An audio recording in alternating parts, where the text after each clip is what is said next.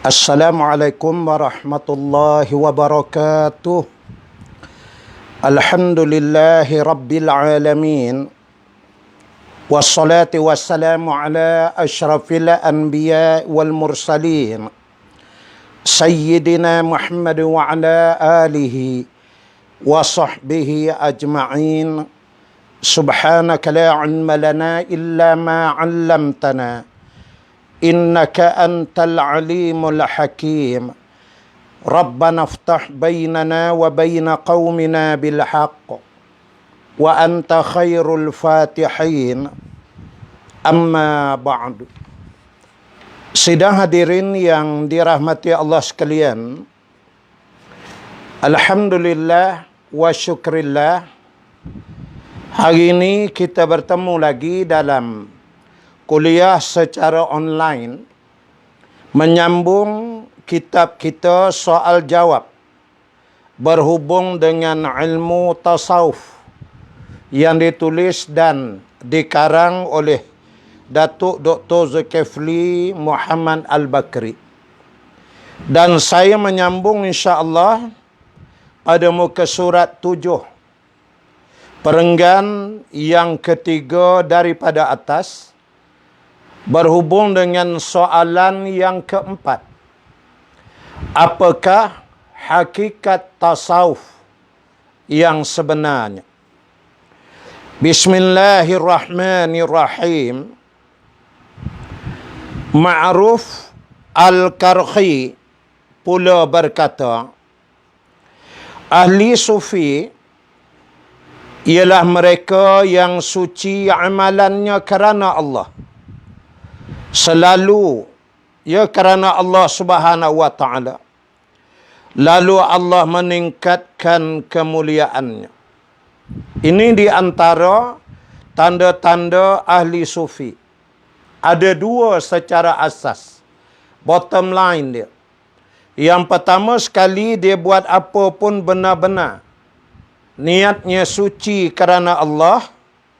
Manakala yang kedua, ahli sufi ini dia angkat maqamnya dengan kemuliaan oleh Allah Ta'ala. Kalau dari hari ke hari, dari masa ke masa, dia semakin terhina dan diazab, itu bukan ahli sufi. Ada juga yang berkata, dinamakan ahli sufi dengan nama ini kerana mereka berada di saf pertama di hadapan Allah Subhanahu wa taala. Di sana ada di dalam hadis-hadis yang menceritakan perihal hari kiamat. Bagaimana manusia akan berada dalam saf dan kumpulan-kumpulan yang tertentu. Tentunya as-safful awal yang paling pertama ialah para nabi dan para rasul alaihimussalatu wassalam. Kemudian dari kalangan ahlul bait, yakni ahli keluarga mereka. Kemudian paling depan selepas itu saf orang-orang yang beriman dan bertakwa. Nah, disitulah duduknya kata ulama, golongan-golongan sufi ini, mereka di saf yang pertama mengatasi orang lain di hadapan Allah. Mempunyai keazaman yang tinggi dan penyerahan hati yang bulat kepada Allah Subhanahu wa taala, serta dalam hati mereka tersimpan rahsia-rahsia Allah Ta'ala. Orang-orang sufi ini, tawakal ala Allahnya sangat luar biasa. Kita tidak mampu untuk memahami atas sifatnya kita orang-orang awam ini. Tawakal ala Allah mereka ni putus. Orang Melayu mengistilahkan putus makrifat. La mawjud illa lillah. Itu je dalam hati mereka. Tidak ada yang wujud melainkan Allah Subhanahu wa ta'ala. Menyebabkan orang-orang tasawuf ahli sufi ini, hati mereka dipenuhi dengan hikmah. Kata-kata hikmah. Makanya kita menemui banyak dalam kitab catatan ulama, kitab yang dinamakan kitab hikam. Macam-macam ada yang dimiliki oleh Imam Syafi'i, dicatat oleh ulama. Ada kitab hikam berkait dengan ahli-ahli sufi tasawuf, kata-kata hikmah. Kerana hati mereka dipenuhi dengan rahsia-rahsia Allah. Para sufi telah sepakat mengatakan bahawa asas tasawuf ialah akhlak yang baik. Sekiranya akhlak mereka bertambah baik, maka bertambahlah tasawufnya. Ya, akhlak dengan amalan itu beriringan. Orang yang amalannya makin tinggi, maka akhlaknya semakin tinggi. Orang yang amalannya sederhana, maka akhlaknya sederhana. Orang yang tidak beramal, kemungkinan saja akan buruk, ya, dari segi akhlaknya. Hakikat tasawuf ialah sentiasa berdampingan dengan Al-Quran dan As-Sunnah. Kita bicaralah kisah wali mana pun, sebutlah berhubung dengan karamah-karamah mereka, nama sahaja ahli tasawuf mesti pada kedudukan terikat dengan Al-Quran dan hadis-hadis Nabi sallallahu alaihi wasallam. Taraktu fikum amrain. Nabi menyebut, telah aku tinggalkan kepada kamu dua perkara. Maka orang sufi dia di situ, dia takkan lari. Kitab Allah wa sunnatu rasulih sallallahu alaihi wasallam. Yakni kitab Allah dan sunnah, hadis-hadisnya, seiring dengan syariat Islamiah, di mana amalan-amalan dia mestilah bertepatan dengan syariat. Walaupun berkemungkinan dalam keadaan masa yang tertentu, kita akan menemui semacam keganjilan-keganjilan yang luar biasa yang terjadi ke atas mereka atas sifat karamahnya. Di mana nanti kita akan lihat, bila disebut tasawuf, hal-hal yang pelik ganjil yang berlaku ke atas mereka tidaklah menjadi punca ataupun musabab yang mewajibkan mesti dilakukan oleh orang awam untuk masuk laluan dan jalan tasawuf. Itu tidak wajib bagi orang awam. Itu khususiyah bagi mereka. Kerana amalan mereka, Allah kurniakan karamah. Umpamanya Rabi'atul Adawiyah, dia boleh terbang di udara.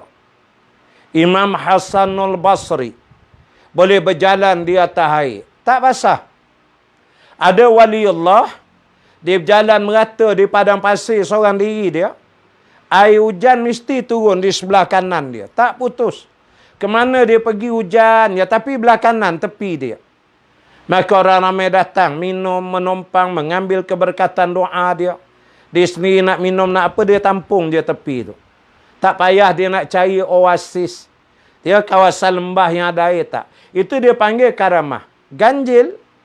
Tapi keganjilan itu hanya khusus bagi mereka atas apa yang Allah kurniakan atas mereka.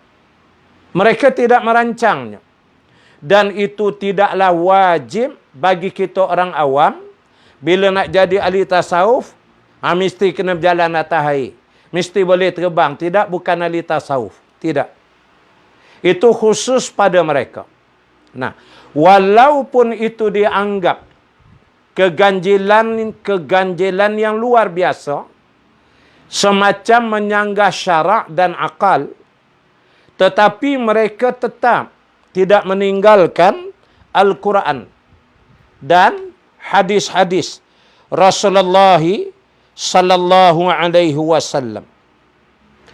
Meninggalkan hawa nafsu dan perkara-perkara bid'ah. Dia di mana orang-orang sufi ahli tasawuf ini, mereka memang berlawan dengan hawa nafsu mereka. Mereka akan lawan habis-habisan. Dan mereka meninggalkan perkara-perkara bid'ah.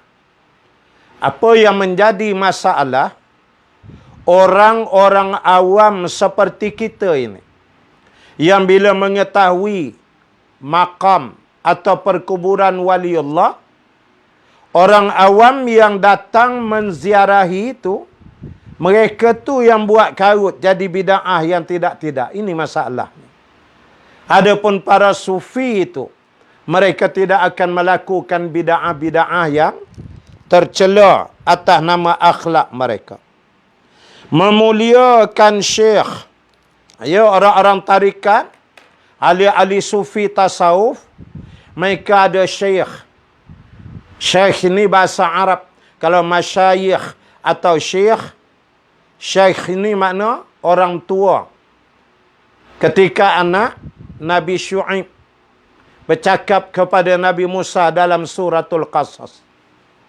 Bila Nabi Musa jumpa mereka bawa minum air untuk kambing-kambing mereka, bila ditanya kenapa kamu yang perempuan 2 orang datang sini, mereka menjawab antaranya, wa abana syaikhun kabir, kata dia.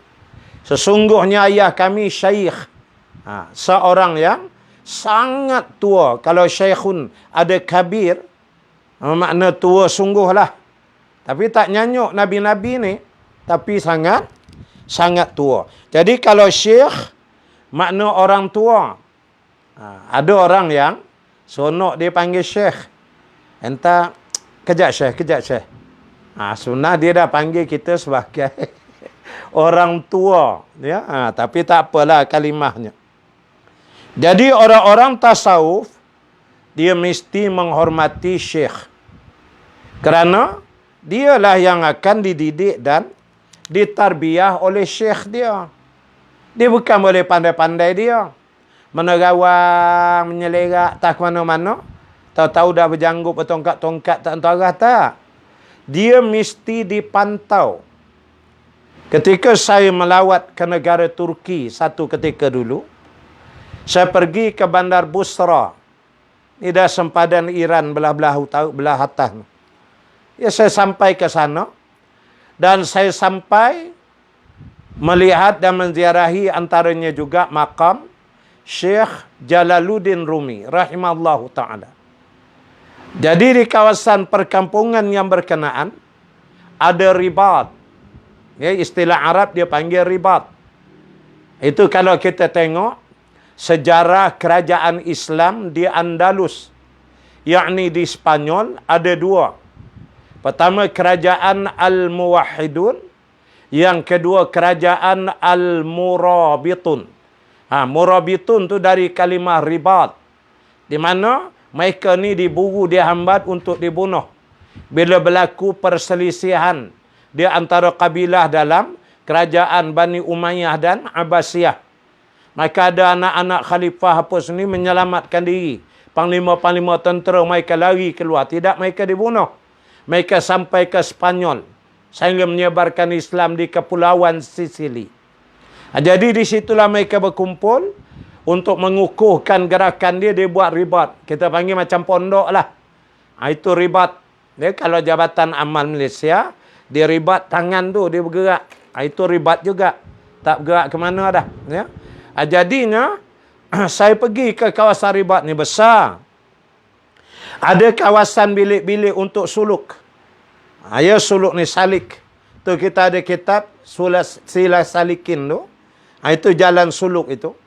Jadi bilik tu kecil masing-masing. Tasbih ada setiap 1,000. Tasbih tu 1,000. Dia tak main 100 macam kita. 3 tak ada 1,000 semua. Kemudian ada kawasan dapur. ada rumah syekh, ada madrasah dan sebagainya lah. Jadi siapa yang mula-mula sampai, dia akan ditempatkan di bahagian dapur. Syekh ni dengan izin Allah. Ini kita tidak boleh terkagum tak entu arah pula. Tetapi kita tidak boleh memperkecilkan karamah para syekh ini. Mereka ada Allah beri kepada mereka. Dia boleh pandang temu, dia tengok, dia tahu dia ni panah baran ni. Yang ni kalau kalau cakap mengecoh aja. Dia ni pemalas ni, semayang 4 waktu, subuh tak bangun. Dia tahu. Dia pandang tu terus dengan hati dia. Makanya semua masuk letak kat dapur. Dapur dia besar. Dia suruhlah tidur. Kamu tidur tepi api. Syekh ni atur. Kamu tidur dekat tempat longgok sayur. Pagi-pagi pukul 3.30 dah bangun dah untuk buat sarapan.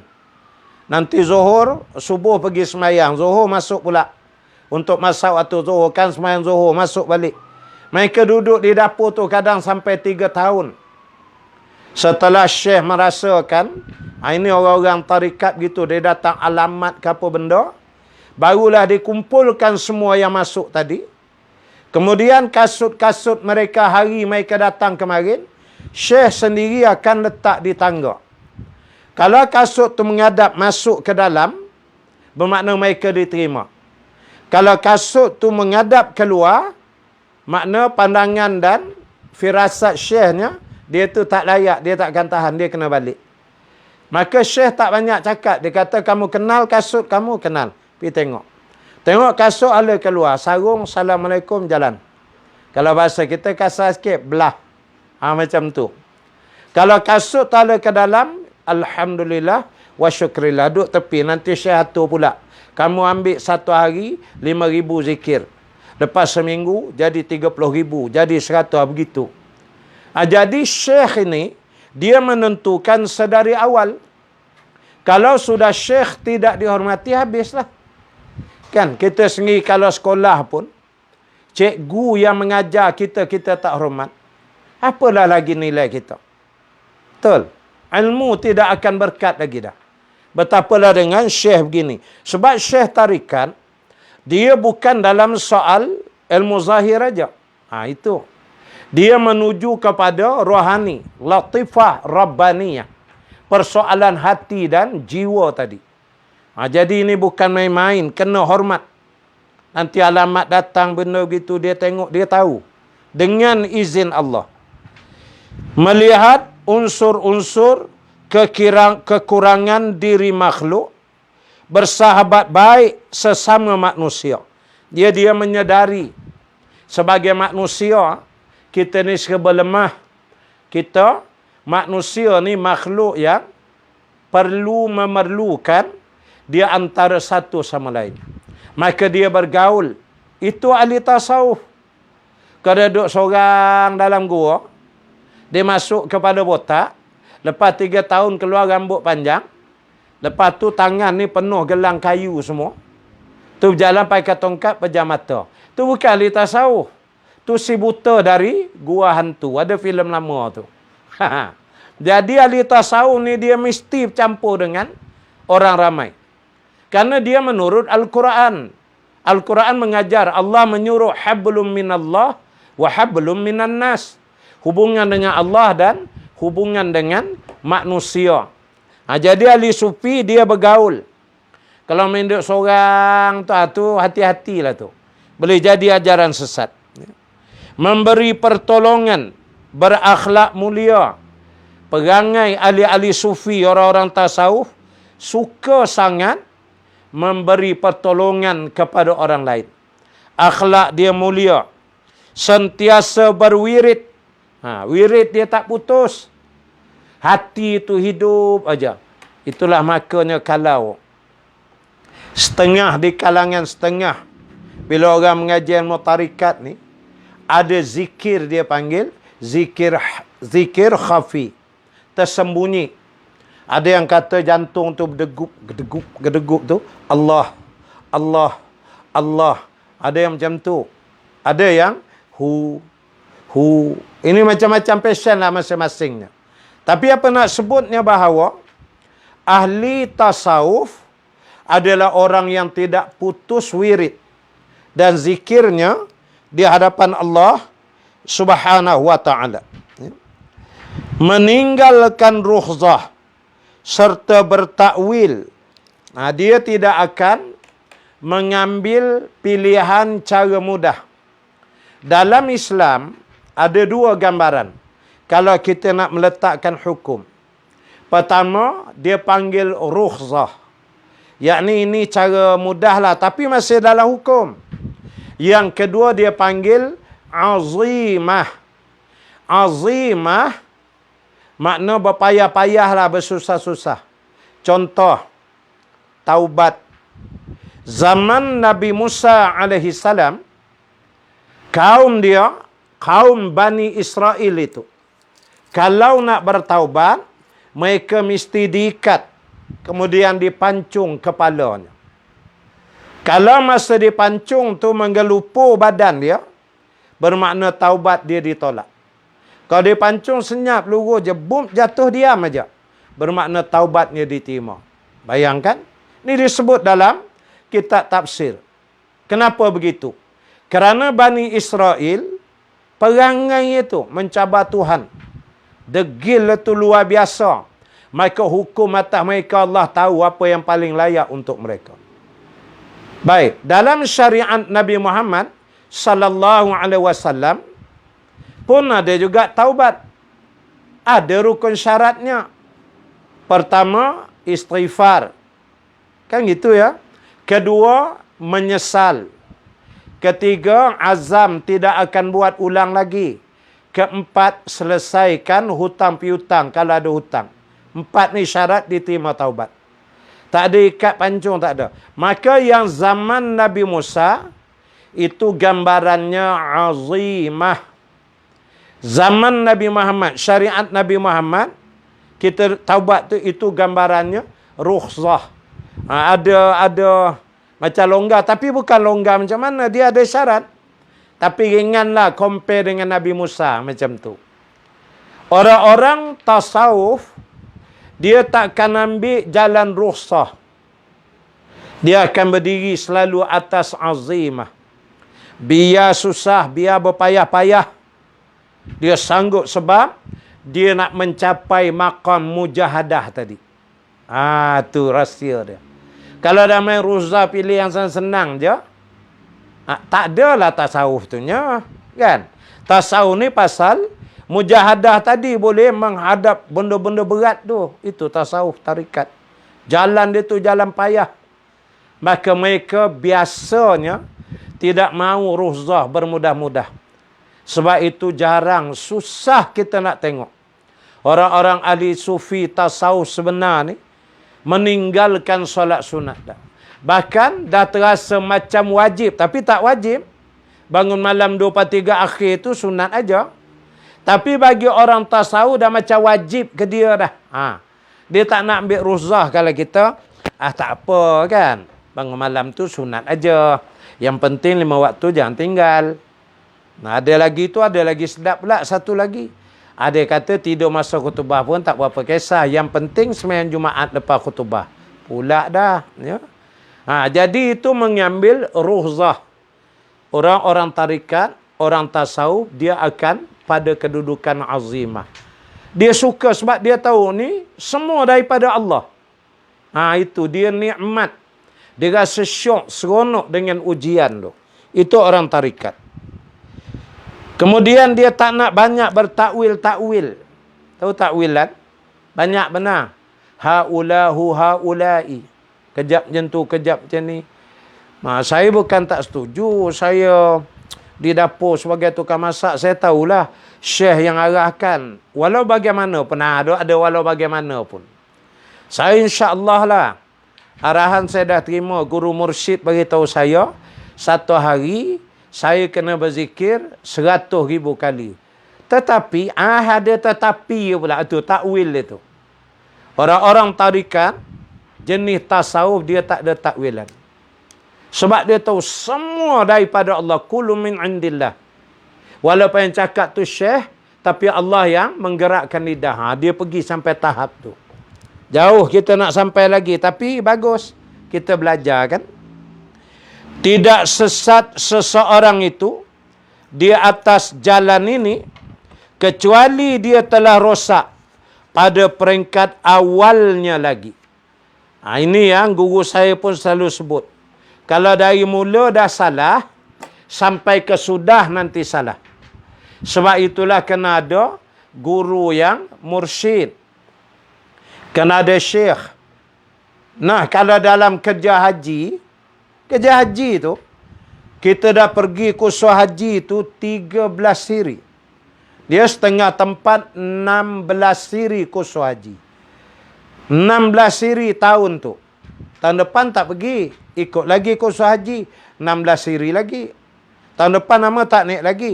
Kadang 4 tahun berturut-turut. Tahun kelima baru naik nama.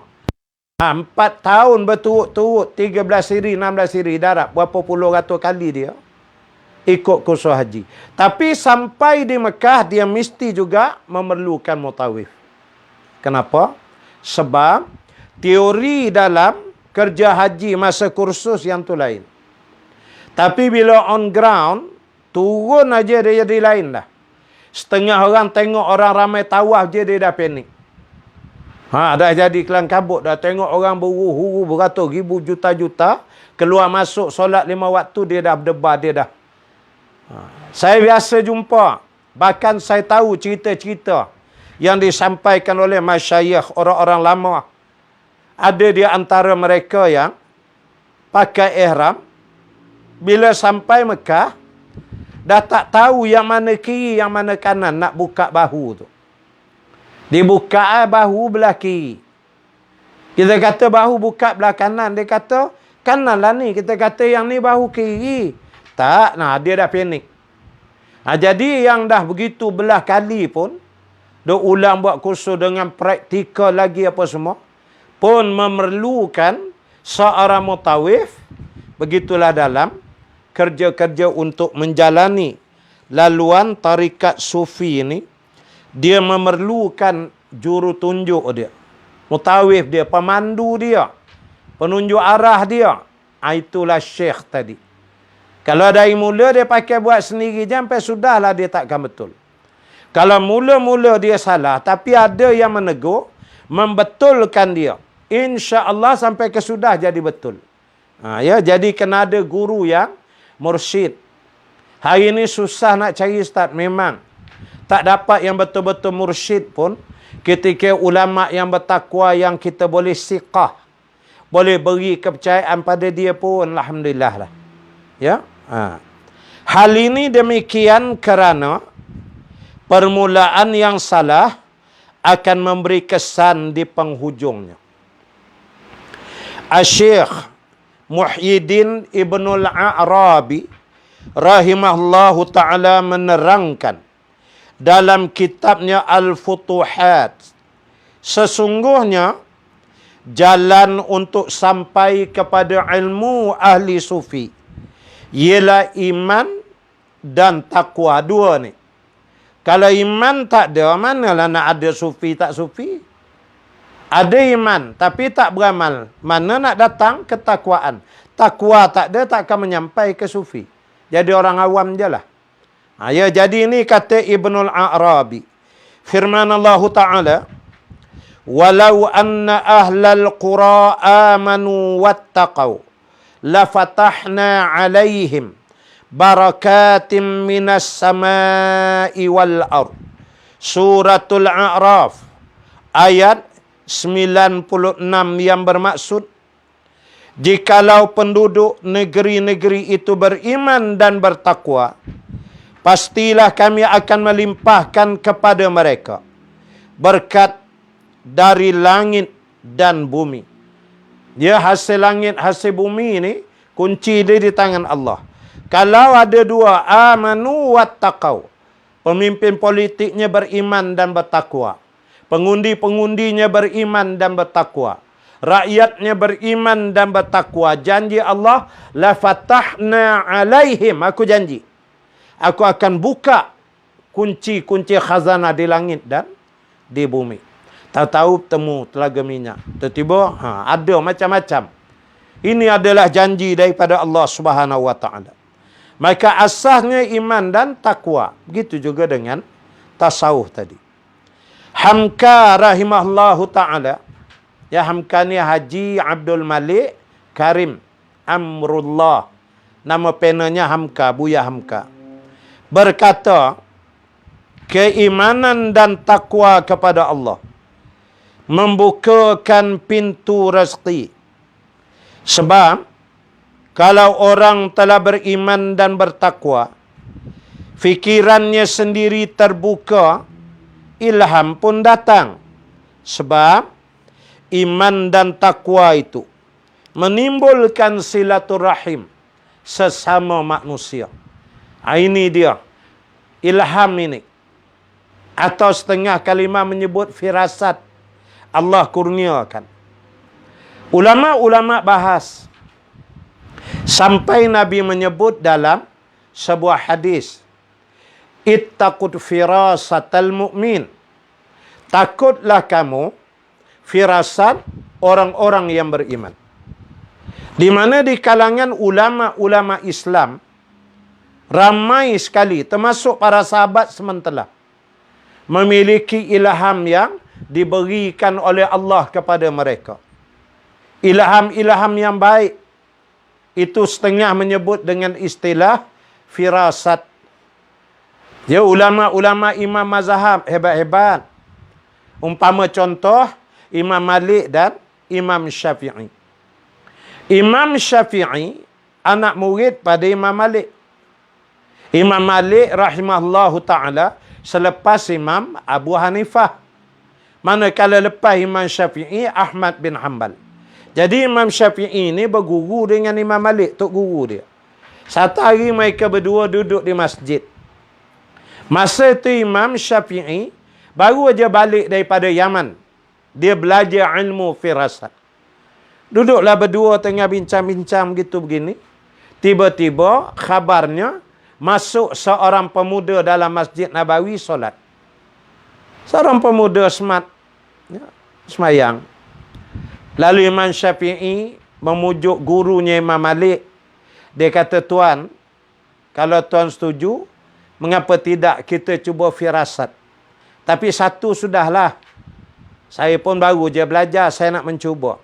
Kata Imam Malik, boleh? Nak firasat apa? Kita firasat, kita cuba fikir secara ilham yang Allah kirim. Apa kerja budak ni yang tengah solat tu? Lalu kata Imam Malik, kamulah, pada pandangan kamu apa? Kata Imam Syafi'i, pada pandangan saya, budak ni seorang businessman, ahli perniagaan. Tuan macam mana? Kata Imam Syafi'i ke Imam Malik. Imam Malik kata, dia ni tukang besi. Itu kata Imam Malik. Dah pakai smart tu. Dua-dua dah dapat. Habis semayang, pemuda ni nampak, dia datanglah macam kita jumpa Tok Guru lah. Salam peluk Imam Malik, Imam Syafi'i, borak-borak. Tanya nama dari mana begitu begini. Imam Syafi'i terus tanya, apa pekerjaan kamu? Lalu pemuda ni menjawab, saya bekerja sebagai ahli perniagaan, saya meniaga. Senyum Imam Syafi'i, suka dia. Kerana firasat dia betul. Lalu ditanya oleh Imam Malik, kamu meniaga apa? Pemuda tu jawab, saya meniaga besi. Pagi saya jadi tukang besi, petang saya berniaga besi. Dua-dua betul, nampak? Itu firasat, ilham yang Allah bagi. Jadi ulama-ulama, orang alim, apalagi ahli-ahli tasawuf, mereka ni memang Allah kurniakan. Dia macam Pak Sumit di Kedah tu hidup. Wali Allah tu, subhanallah. Di Kedah hidup lagi Pak Sumit tu. Dia tu kalau cakap, kita dengar macam pelik tak tentu arah. Bila lama balik renung, ya Allah, baru kita jumpa. Saya banyaklah kawan-kawan yang cerita, saya tak nak cerita lah. Arwah ayah dulu, sebut di kampung dia, masa tu arwah ayah umur 8 tahun. Arwah ayah anak.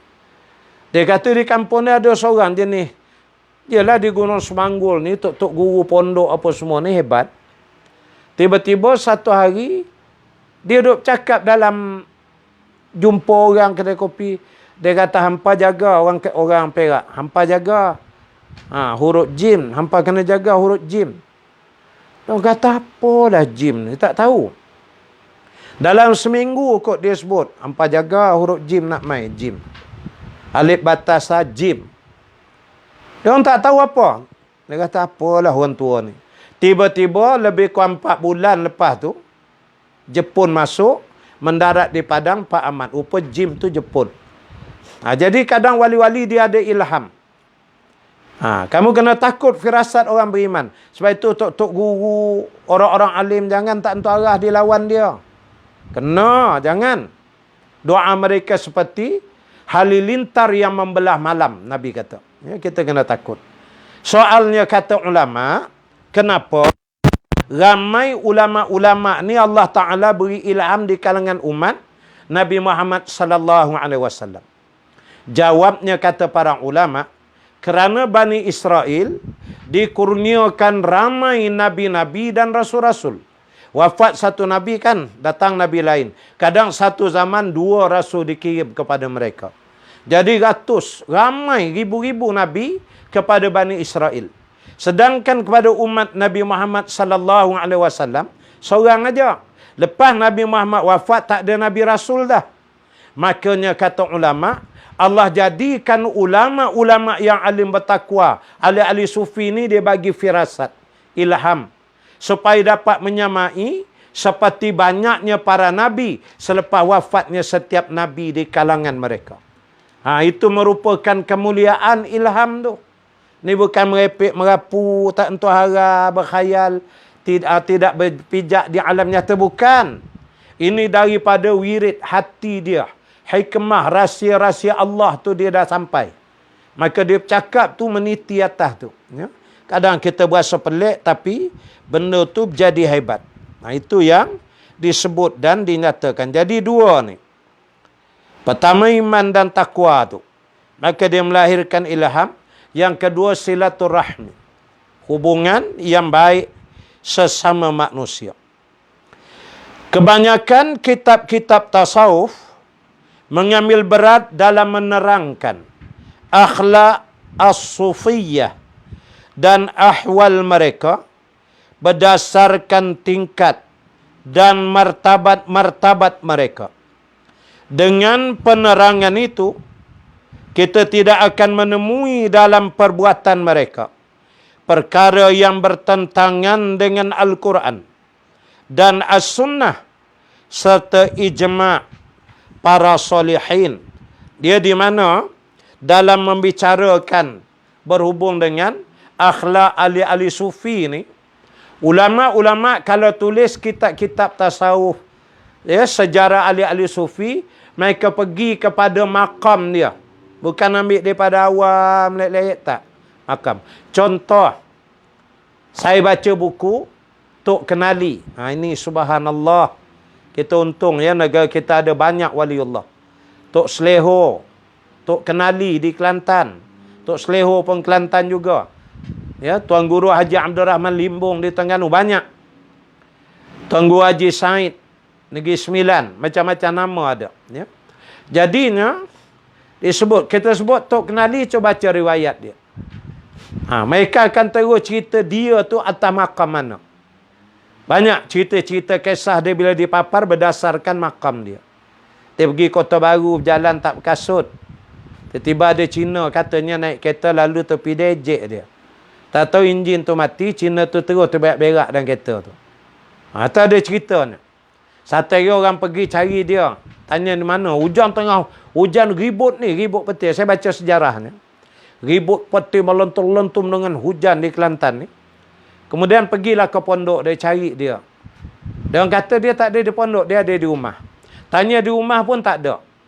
Akhirnya mereka cari mana pula Tok Kenali. Tengok-tengok, dia tengah berada di tengah-tengah rumpun buluh, tengah mandi air hujan tu. Air hujan memang syifa'un, dia penyembuh penyakit. Menghalau syaitan iblis, ada dalam Quran. Sewaktu saya di Yaman, kalau hujan lebat di Yaman, syekh-syekh semua keluar, mandi air hujan. Bukan kena bumbung jatuh tu, bukan air hujan terus. Itu rahmat tu. Dia hilang penyakit banyak. Jadinya, dia tengah-tengah buluh tu. Lalu, bila dia bagi salam, dia kata sekejap. Kejap lagi habis mandi ni. Dia pun jawab salam, habis mandi, dia keluar. Hujan lebat lagi ni. Dikatakan mereka melihat dia, tak ada satu pun kesan-kesan. Kan kalau masuk celah buluh, miam-miam, merah-merah, calat, tak ada. Itu dia panggil karamah. Benda-benda pelik dan ajaib yang terjadi kat atas para wali. Dia tak ada berdoa, ya Allah janganlah badan aku miam-miam. Tak ada, dia bismillah je. Itu tawakal dia orang tu. Banyaklah kisah tu kenali ni, tuan-tuan ibu-ibu, sahabat sahabiah, carilah buku. Banyak ditulis, ni berhubung dengan dia. Masya Allah. Sesungguhnya seorang wali itu bukannya mencipta syariat yang baru, tetapi dia membawa kefahaman yang baru. Syariat tetap, Islam ad-din tetap, akidah syumul itu dah tetap. Tapi tajdid, gerakan pembaharuan itu berlaku. Ayo umpamanya kalau dulu, zaman-zaman Abu Hanifah menghadapi masalah golongan Jabariyah, Qadariyah, Mu'tazilah. Dia yang memesongkan akidah Ahlussunnah wal Jamaah. Zaman hari ini, ulama-ulama mutaakhir, Dr. Yusuf Qadawi, Imam Hasan Al-Banna, tuan-tuan guru yang alim, yang hebat, mereka membicarakan pula tentang faham-faham yang baru yang bukan lagi Jabariyah, Qadariyah, Mu'tazilah. Mereka membicarakan soal pluralisme, faham liberalisme, komunisme, kapitalisme dan sebagainya. Itulah yang menggantikan Jabariyah, Qadariyah zaman moden ni. Izm-izm yang direka cipta oleh manusia yang bercanggah dengan syarak. Makanya orang-orang tasawuf dia tidak mencipta sesuatu yang baru. Dia ikut apa yang disarankan oleh syariat kepada mereka. Dia tidak mungkin akan ada tanggapan serong, sedangkan aliran ini tiada pertentangan dengan Islam. Jadi jangan mudah-mudah tasawuf sesat. Itu bukan tasawuf, tu tasawuf. Jangan. Memang ada yang sesat, kita akui. Tapi jangan umum. Asal tasawuf je sesat semua. Jangan. Dia memang yang sesat tu sesatlah. Tapi yang betul tetap ada. Dia mereka menurut dengan syariat yang diletakkan oleh Allah kepada mereka. Oleh sebab itu, mereka hanya menumpukan perhatian kepada memahami rahsia-rahsia ibadah untuk menyampaikan mereka ke hadrat Allah Ta'ala dengan bermujahadah sehingga tercapai ahwal dan maqam dalam kehidupan mereka. Jadi satu lagi sifat ahli tasawuf, mereka bermujahadah. Makanya kita akan lihat dia rajin puasa, dia pemurah sangat. Dia bersederhana betul. Itu sufi tasawuf. Pakaian bulu tu tanda kemiskinan, susah dia. Tidur dia kurang, banyak bangun malam daripada tidur. Makannya sikit, itu mujahadah. Dia bersabar dengan ujian-ujian itu. Itu sifat ahli sufi, ahli tasawuf. Jadi kalau kita meniti laluan jalan tasawuf ini, usahakan bermujahadah pada tahap kita yang mampu, pada tahap masing-masing.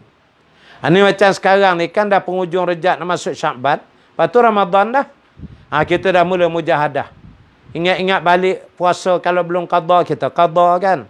Puasa sunat Isnin Khamis selalu buat, gitulah. Ya, semoga Allah tetap merahmati kita dan menjadikan kita dari kalangan orang-orang yang dikasihi. Sekadar itu dulu kuliah untuk tengah hari ini. Terima kasih atas perhatian para sahabat dan sahabiah sekalian. Kita tangguh dengan tasbih kifarah dan suratul Asr.